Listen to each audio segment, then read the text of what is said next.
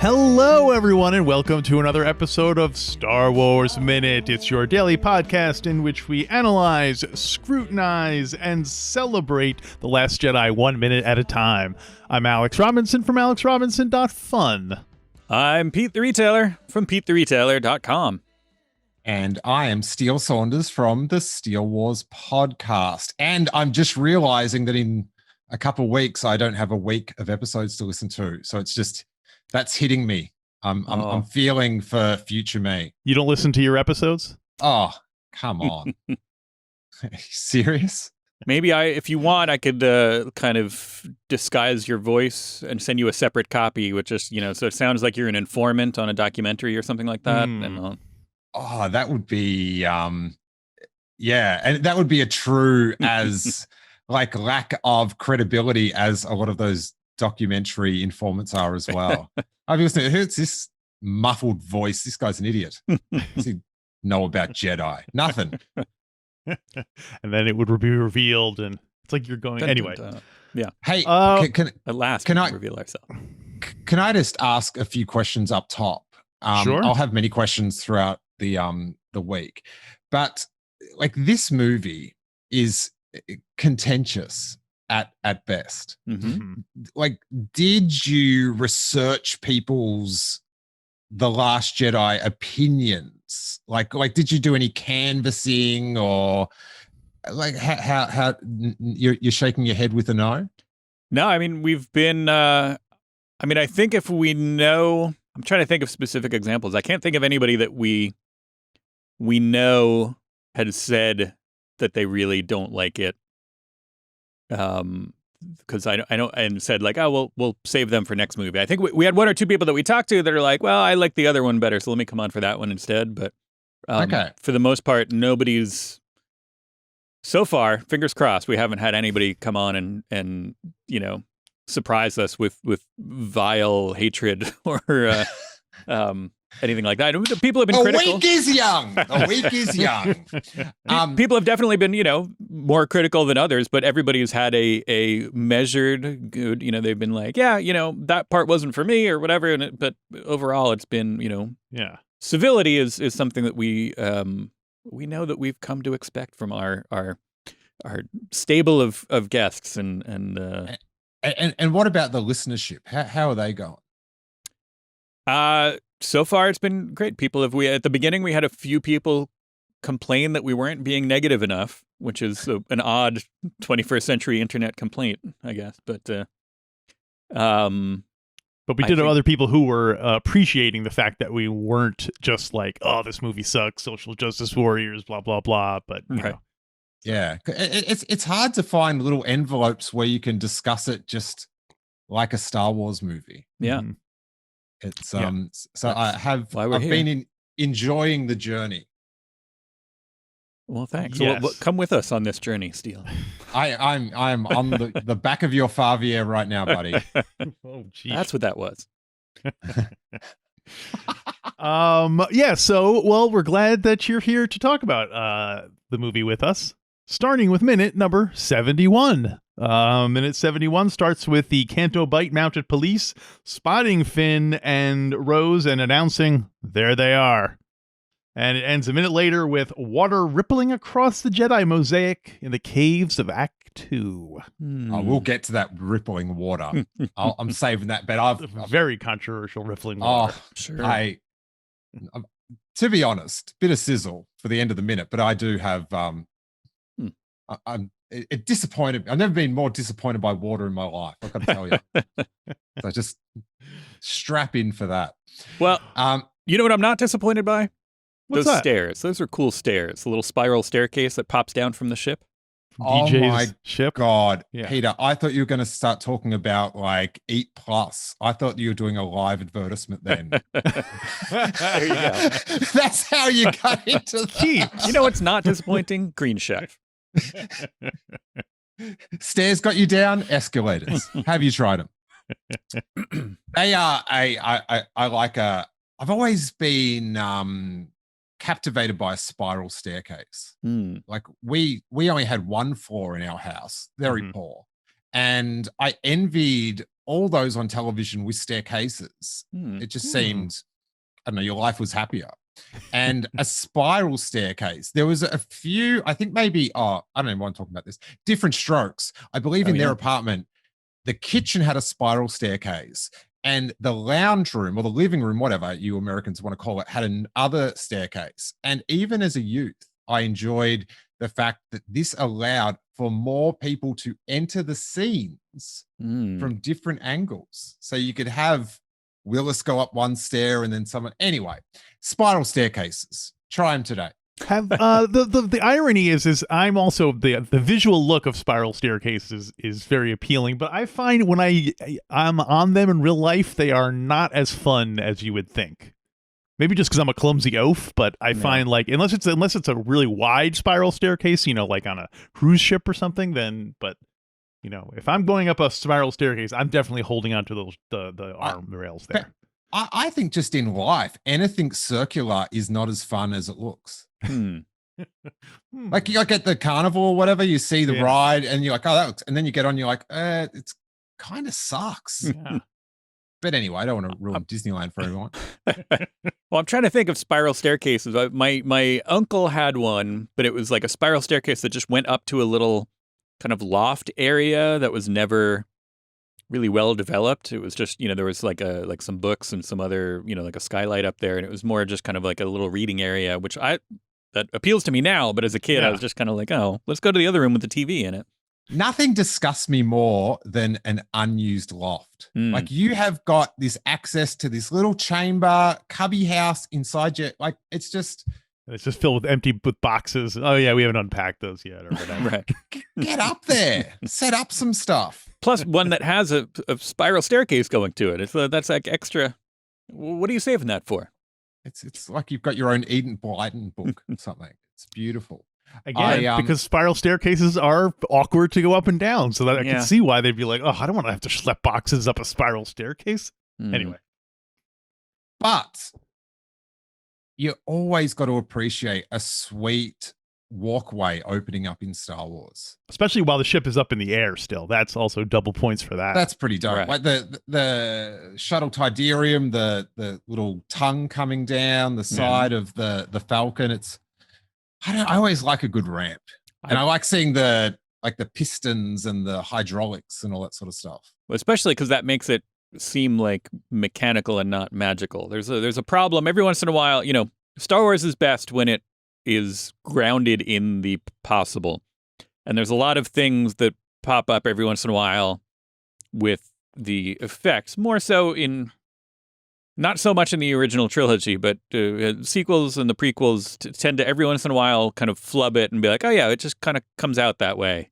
And there's no kind of logical, mechanical backing behind it or feasible. It doesn't have to be fully logical. It doesn't have to be like, yeah, that here's exactly how it works. It just be like, well, that could fold out of there. Sure. You know what I mean? Like there's a space for it to go, and here's a good mechanical thing. And so like these steps, it seems like, oh good, it's coming down on a piston and the things are going out, and I can see how that could make sense. And that tickles something in the back of my brain that appeals to me. It's like in Mandalorian when the Slave One twisted, and you saw how it worked, and it was like, how did you know that I've always needed to see this? I didn't know, but it was just this thing when it happened. It was just like, oh, it was very sublime. Yeah. When I was looking at the Star Wars cross-section book, those where they show the ships kind of a cutaway view, it always bugged me that they show the Millennium Falcon and like right next to the back, where the back of the engine is there, where the light is coming out when it flies away. Like there's a room like right next to that. There's like and I was like, how on earth could they have a room right next to the like right next to that giant engine? It doesn't make any sense.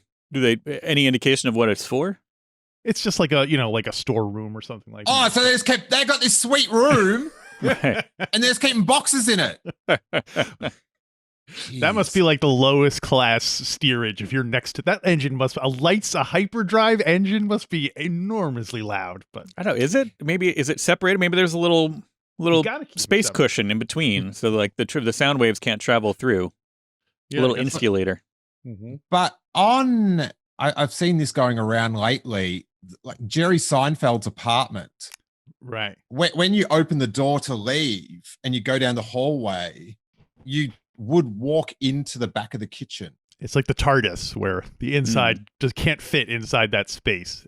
Yeah, and it is in Seinfeld law. He doesn't have a crooked hallway; it's a straight hallway. Yeah. So that's 180 episodes down the drain, Completely ruined. unfeasible. Well, I'm waiting. Hopefully, the Seinfeld movie, will retcon and explain how that was possible. So You guys have to read the Seinfeld books. The novelization explains totally what. No. I got to say, with Seinfeld, you will not see any. Seinfeld won't even sell a T-shirt with his face on it. Like they license out very shallowly. Yeah.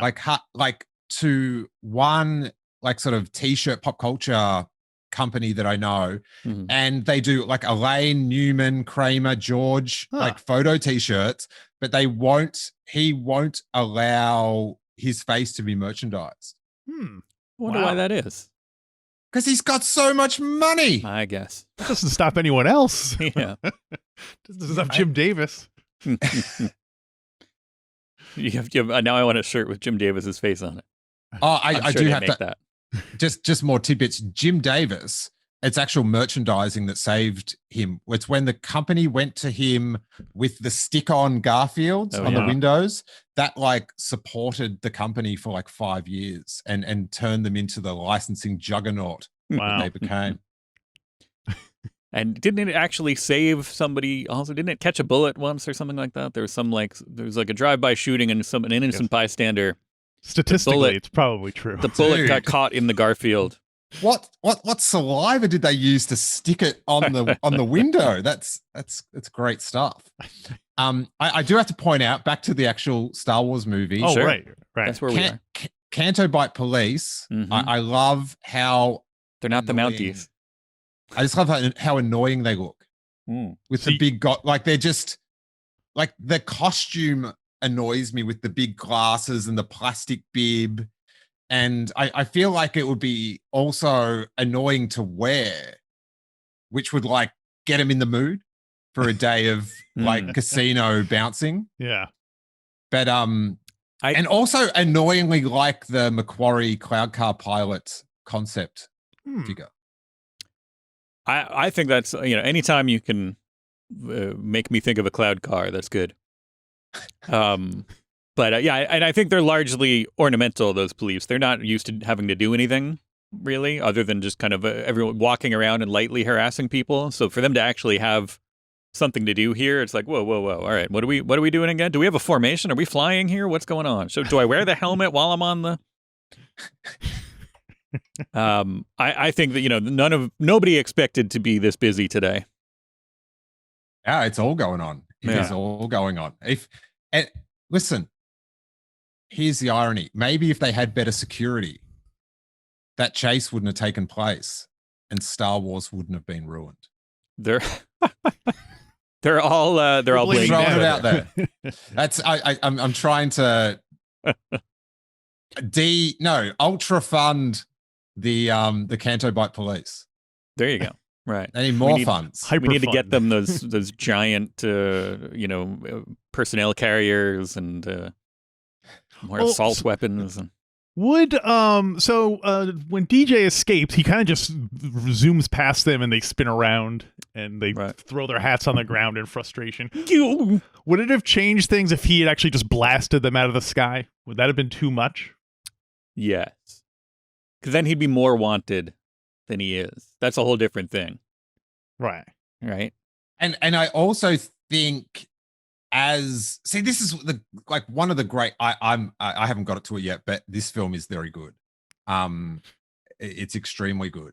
And one of the things is it takes the viewer on first watching, like on a journey of like misdirection and stuff. And I feel like him not attacking the other ships is to lull you into a true babyface turn. Right. This guy that we thought was bad is Lando Calrissian. Yeah. Do you know what I mean? If one of us is frozen, DJ, he'll be there for us. He'll come. He'll, risk it all. But so I feel like that's sort of like part of a babyface exit for him. Yeah. It's a good point. But on DJ, sure, I feel like he is like a perfect like in and out Star Wars character. Mm-hmm. Do you know what I mean? Like you get 10 minutes with him, or actually he's in later in the film, but he's sort of just in one movie. He goes on in his direction in the universe, and that's that. We don't need to see him again. But I love him, but just I feel like the bow has been tied. He taught us so much. Well, you just wait. He's going to come back with spider legs in an animated series later on. I like DJ as written. Conceptually, I like DJ, and I like Benicio del Toro. I do not like the two together. I don't think there's a couple of spots where I love him in this, but for the most part, I think he's overdoing it with the kind of stutter affectation, and he's overdoing the kind of like, wackiness a little bit. I think but it's not it doesn't ruin anything for me. I'm just like, I love the idea of the character here, and I like Benicio del Toro, and I can totally see them like, oh, we put these two together and it's perfect. And then I don't know where some of these things came from. I don't know whose choices these were, but I'm like, something's off here. Yeah, I don't know. I don't really see it as him, but I feel like he's surrounded by a bit of wackiness in those scenes. Like the escape from the jail is just a little bit like Star Wars Rebels. You know what I mean? Like, and is that the bit where he shoots the coins? Yeah, yes. That happened. Yeah. Was that last week? Yeah. Yeah. Like there's a couple of BB-8 scenes in this film that you can keep. And that is one of them. Do you know what I mean? Where it's sort of just like, when you sort of just like, all right, I wouldn't have done that, but carry on. Exactly.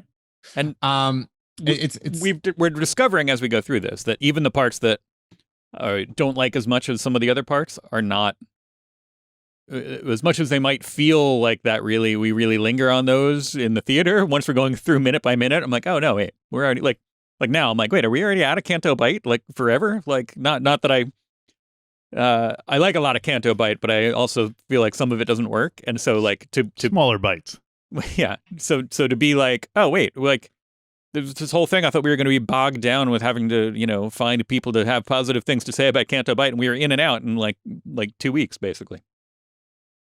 Yeah, quicker than you think.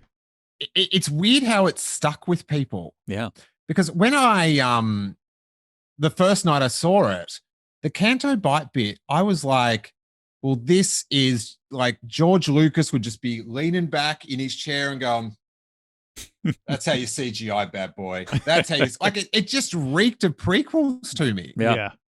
And like those sort of like the droid factory, like at least this scene, like I find the droid factory just so repetitive, and it was just like there's no stakes in it.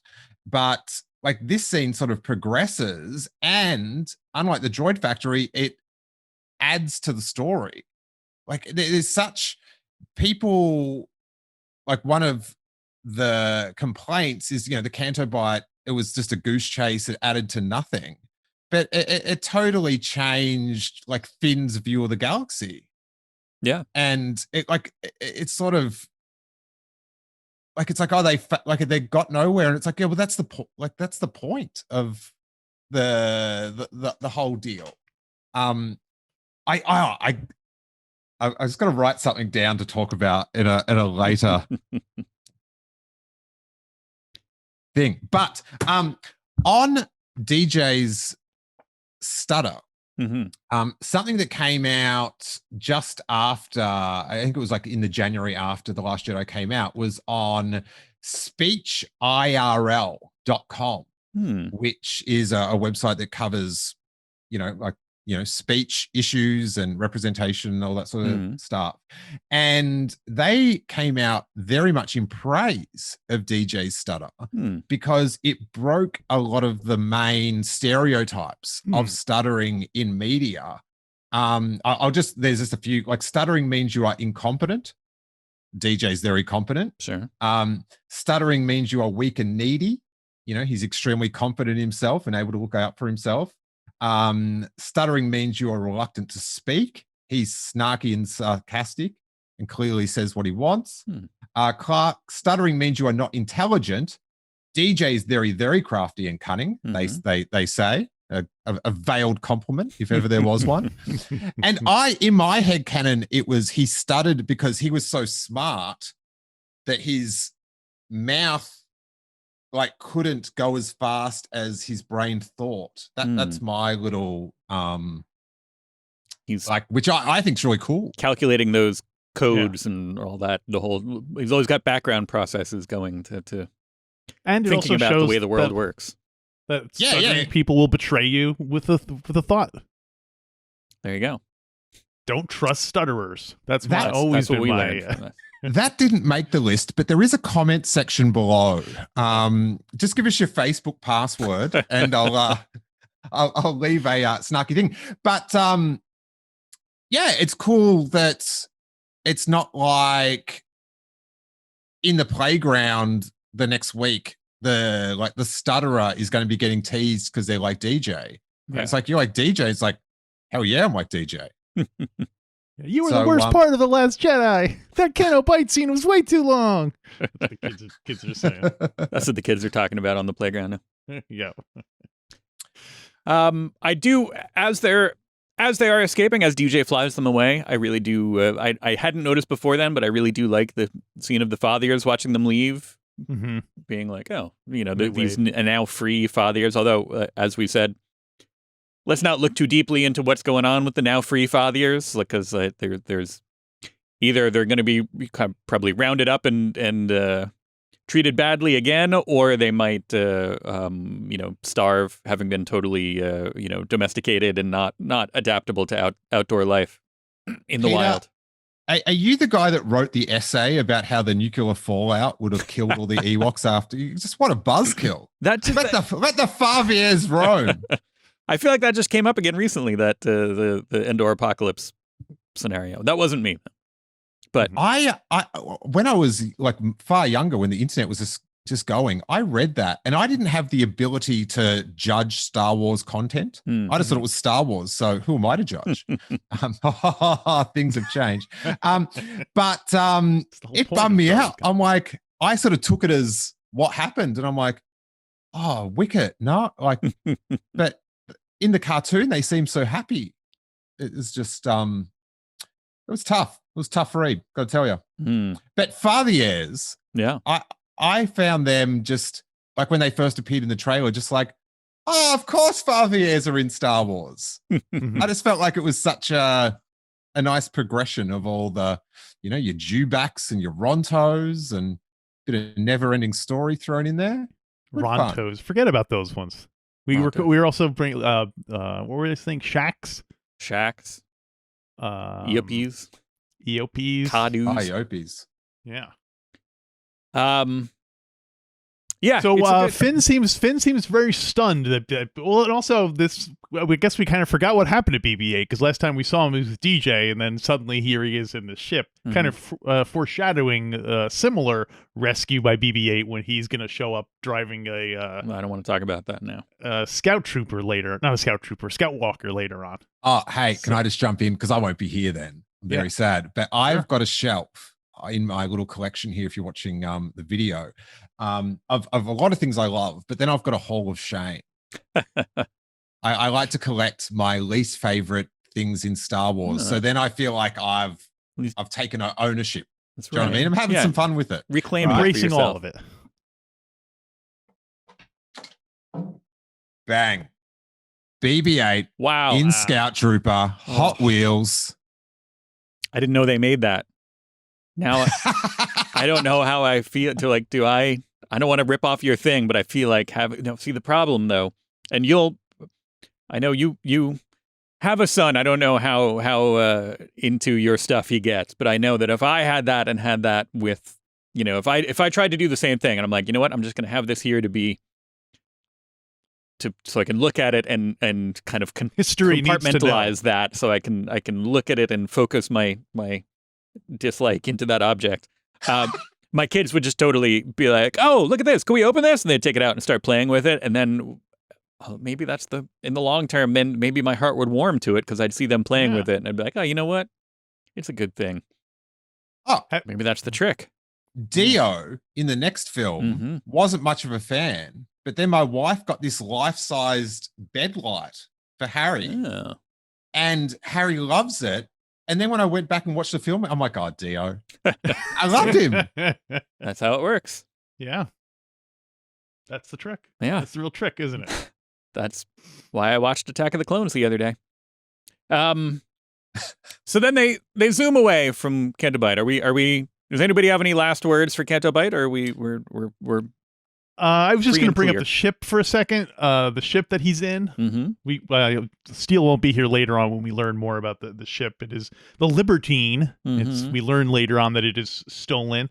And I like the design. It looks kind of like Buck Rogers' ship on the TV show. Yeah, I can see that. You don't really see it very clearly in the shot, but when you watch it in the future, keep an eye out for that. Also, then by that same token, then it reminds me of the little container that the sugar cones would come in. If you bought ice cream cones, they would come in a two sleeves of cones, two stacks that would come in a box. But within the box, they'd be held in a little thin styrofoam clamshell container. That it was like an extra bonus that after you're done eating all the ice cream cones, you got this thing that looked a little bit like. For my 5-year-old tastes, it looked enough like the Starfighters from Buck Rogers that I would run around and play with it. So, I got to see a picture of these things. You will be disappointed in how much they do not actually look like the ships from Buck Rogers. But you know what? I admire your creativity. When I was a kid, Go ahead, Steele. You got no source material. Yeah, I mean, everything became something. Like orange juice cartons. Everything just became something else because there were. I had to make do with what I. They didn't make all the tutorial. They did make the Buck Rogers thing. I think I may have had one, but didn't you at one point have the two G.I. Joe aircraft carriers? Not two. Come on. Oh, okay. I had one. What am I going to do with two? Have them fight? Wow. Yeah. So on to Act 2. Yes. My first note for this is why now Luke? And this is not a critical thing. It's a question for the panel. Why do you think at this point Luke is reconnecting his Force phone? I think because Rey showed up and he was, it would inevitably have riled up. I'm sure she mentioned Princess Leia, and I'm sure it's made him kind of be like, oh, I should see what's going on with my MySpace account after all this time. So he's kind of checking in to see what he's checking his Force mail. Timeless reference there, Alex. It's like, when did they record? Well, exactly. But exactly, because he hasn't talked to Leia since MySpace was a thing. So right, so he's logging back in to see that. He has to remember his password and all that stuff. Yeah, the second half of this, it's too much. Oh no, is this the one? Oh, when he starts to call. Okay, yeah. Yeah, I think it's just Rey's back, and he's had to essentially turn on the Force to give her the readings and stuff. So it's once it's back on. Well, yeah, I'm going back through my notes to see what the last thing that he saw Rey doing was. Like what kind of milestone did she achieve? What did he see in her that then? I think it was their argument about Darth Sidious, of all things. I think that was the last time they were together.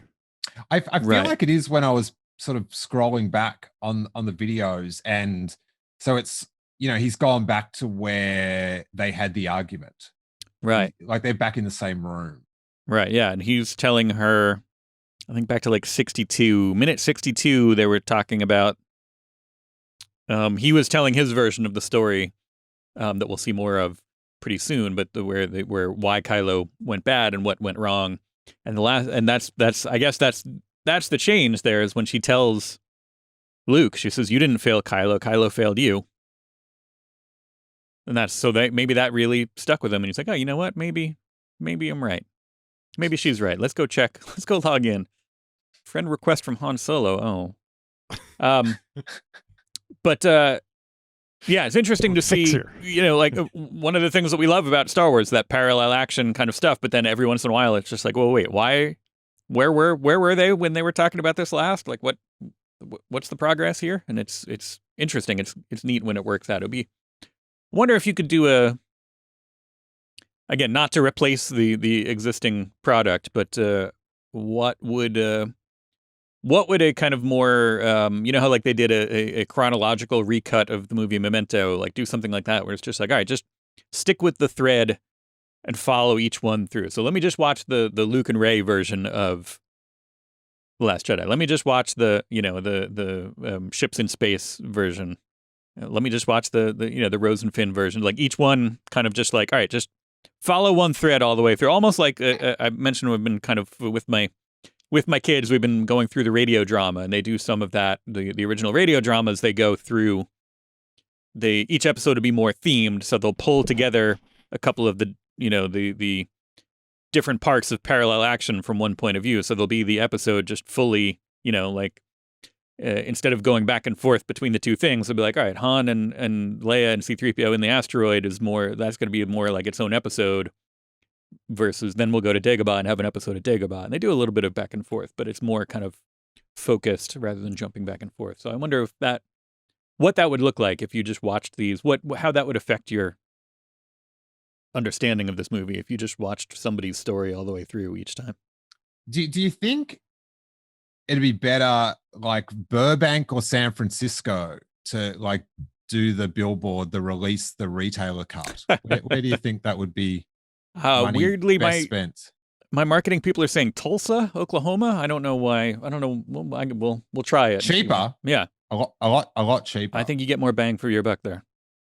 I always wanted them to do, I think they have, but I'm never going to have time to watch it, to watch Lost chronologically. Like right. With all the flashbacks just build up. What? But they need to do that on these streaming services, have, the option to watch them in a different play order, like the rest of development. Right. Well, I think they erased the original play order for those. Right. I don't want. That's what I'm saying. I don't want to. Here, video streaming services. Listen here. Create the ability to make playlists, and you will be more successful. And it's stuff like Netflix and Disney Plus and all that stuff. If you allow playlists, so you can make a collection of all of the Thanksgiving episodes of your favorite sitcoms, playlist, boom, and you can share that and watch it. Or if you wanted to make, even if you break it down into, chapters of movies, or if you want to theme some movies together, you can do that, and it would increase people would watch more stuff on your, because they'd be like, oh, I wanted to check out this playlist of all, talking dog movies, and they'd watch, But then I think you're going down the dangerous path that the Christian groups tried to do, where they tried to do like sanitized versions of movies. So, well, but don't replace any of the original content of anything. But if you wanted to, if you wanted to have a playlist of, all right, here's the, I don't know, dark and dangerous, that path. Once you go down that path, I'm paying $11.95. Yeah, let me ruin art. Yeah, exactly. Wait, Pete, aren't you the same guy who was always yelling at me for just watching the best parts of The Last Jedi and not sitting and watching the whole thing through in order? Yes, but that's what I'm saying. I'm saying don't replace it with anything. Have the full thing out there. So you're going to just watch the whole movie whenever you can. But then also, here's a playlist of it. The chapter thing that's advanced, next level stuff. But for movies and TV shows, just being able to put a playlist together of, okay, here's, if you wanted to do, themed that were even, shuffled. Like here's the Star Wars movies in release order. Here they are in chronological order. And right now it's not, it's just you watch something and then it's like what they. There's all the Nicolas Cage movies in one playlist. Exactly. That kind of a thing. Needs to happen. I agree with the order and the playlist but yeah, mixing around scenes and stuff. That's well, that's next level. It's not there. I would like a shuffle. I would like to do take all the Star Wars. To do a shuffle.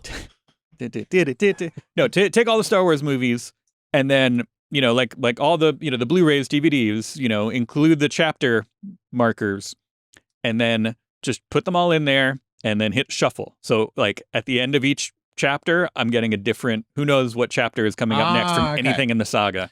I know like you guys are like new to the platform, but Peter, you're gonna love YouTube. So far, it's working out. I like it. Okay, that does sound like a YouTubey sort of thing. But I could go a shuffle. I reckon. I just give me the chapters, like the that's what you definitely should do. Like the menu chapter, they're not there anymore. Yeah, it's need the menu chapters, and I just like seeing the names, like Vader's assault. I'm like, Death of a Jedi. Yeah, Qui-Gon's noble end. All right, we can talk more about Hermit Luke and Hermit Ray tomorrow. Unless you have something specific to this minute you wanted to get through. Oh yeah, Steele, you were teasing that you were never so disappointed as at this rippling water. I'll continue that tease. Okay. But I just want to ask the question after going through it for 2 weeks. You guys sort of felt the Canto Bight was shorter than what you imagined. I did think it was shorter. I did not think it was any better. Got you. Like I still think it's very like it feels like a deleted scene. The whole. Oh, do you know if you watch the deleted scenes, there was this whole thing where they go to a casino planet and get into a giant horse race and that. I wish there was an option on Disney Plus to add that back in. Oh, that'd be the best. Oh. Yeah, so that's kind of what I feel about it. Whatever it was intending to do, I think it could have done it better. But I know it seems. I mentioned this last week. I know it seems kind of illogical, but the extended version of the Fathier chase that's on Disney Plus, it's cobbled together from existing shots and unfinished shots and boardomatics, whatever else. But I feel like it works better longer. The Fathier chase, and I think that there's a couple of things like that. A lot of the choices made, while I like what's on screen for the most part, I feel like there's a lot of the what ifs from the actual production of this. Not thinking about what other people might have done with the whole project, but like the actual like stuff that was intended to be in the movie that was either in the screenplay or was filmed and then just not followed through. They had to do they had to make some major cuts. It was a really long, ambitious script and a long, ambitious kind of, narrative flow. Some of the things that were in there, I'm like, oh, I would have liked to have seen that. I think that would have worked for me better, potentially. But again, I'm not a film director, nor am I an executive, nor am I an editor. Well, but not of films. One of the reasons I'm quite fond of it is in the lead up to The Last Jedi, there was a lot of the leaked photos of Dubrovnik where they filmed the outdoor parts of the chase, right? Like down those sort of laneways and stuff. So I kind of just like, I really loved seeing those photos at the time. They were so exciting. And so part of it was just, it's that warm embrace of, that's what happened with the thing. Like I did so many podcasts about, is it a funeral? Are they really rich? What's going on? But yeah, it's just interesting how, like people really put that as a flag in the sand of like, this film, like that was too long. It's the whole film. It doesn't make any sense. And yeah, it's weird how sometimes fans like, it's like the person that their like partner cheats on them and then they decide to stick it out, but the person never forgives them or not brings it up. Do you know what I mean? Like when the Luke thing happened in the Mando, so many people on my YouTube thing in the comments were like, they talked more about The Last Jedi, like they were sort of like, yeah, but remember when you did this? And it's like, you just saw this thing that you love, and you're thinking about like, this is ruined for you. You need to, Fast 9 or something. Maybe that's the go. But yeah, it's just weird that like, if you're going to like also on my shelf is Spiderlegs Darth Maul. He's up there. Right? Hall of Shame or Fall of Shame? Fame or shame? Hall of Shame. Teddy bear version, just to make it more mocking. But because I don't like how he comes back. I think it's silly. But then like the stories, like the Siege of Mandalore and all that I like it's sort of like, we've got to get past that, me and Star Wars, if we're going to continue this relationship together. And I can't just keep bringing up Spiderlegs, Maul every time he's on screen. It's going to ruin the good times. So, there's my metaphor. If you're enjoying Star Wars or not enjoying your marriage. It is. The ripples. Do you want me to do the ripples? Sorry, I'll stop. Sure. Well, should we do the ripples now? Because they continue. Tomorrow starts with ripples. So should we start tomorrow with ripples? A little cliffhanger? This is like the end of The Force Awakens. Standing there above the ripples. All right. Just all I'm going to say, listeners, if you watch or listen every day and then you wait for the new one to download, just enjoy the next 24 hours of enjoying small bodies of water and ponds and stuff, because you're going to ruin it for everybody. Yeah. Coming for you. Oh boy. Well, we will get to that tomorrow, but in the meantime, we want to hear your opinion on bodies of water, listeners. We want you to call our hotline, 8-Day Greedo. Call us, tell us what you think of some aspect of The Last Jedi that you think is funny enough and witty enough and observant enough. That sounds a bit judgy, but you know what I mean. Call 8-Day Greedo, leave us a message, and if we like it, we might even play it on the show. So do that. I have to say that I enjoy the Listener Minute Society on Facebook. It's one of the rare places that I'll check out. But it is a credit to your listenership that you, as a seasoned Star Wars fan media producer, is confident enough to open the lines with the invitation, let us know what you think about The Last Jedi. That is very confident. So, listener, credit to you. Thank you. Glad someone's finally giving us credit here on Star Wars Minute. Star Wars Minute.